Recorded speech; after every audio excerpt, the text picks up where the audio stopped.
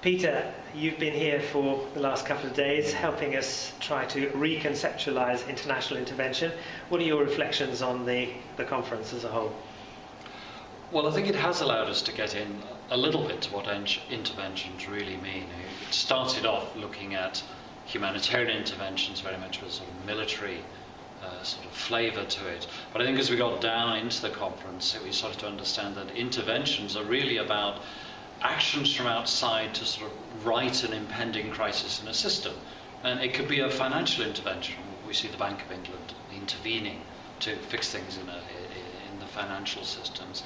You see police interventions, you see medical interventions.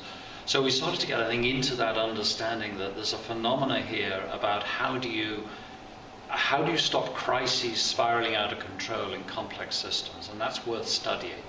And one of the most sort of focused studies is around the humanitarian intervention, the intervention in a military crisis. I was struck by the diversity, to be honest, of the people we had here talking about everything from a gender analysis of what goes on in a crisis to the use of psychological warfare to drones to humanitarian agencies.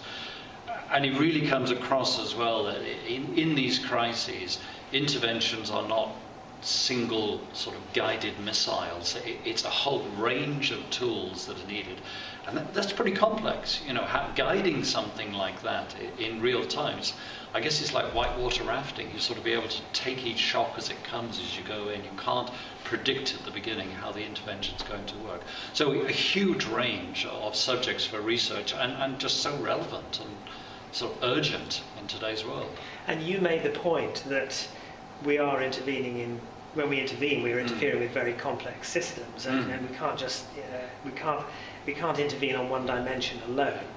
I thought that was a really interesting insight. Do you want to just sort of expand on that a little bit? Yes. So, for instance, it's not enough just to intervene militarily to stop a war. Peace isn't the absence of violence. Peace is a much more positive thing. If you talk with people in Afghanistan, peace is about having electricity. Peace is about being able to walk down the street safely. Peace is about having a job.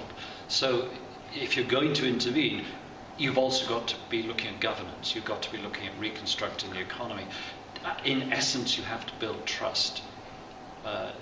The more I work in these situations, the more I think this is really what it's about. If you have a society where people trust each other, things tend to work, and disputes get settled in a non-violent way.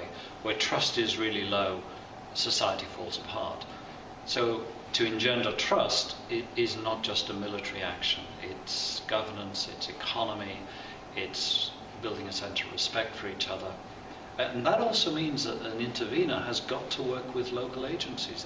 Because you have to understand the context. And honestly, it's only people on the ground who understand the context. That's difficult. Big international organizations have a really hard time trying to figure out how to partner with local organizations without squashing them.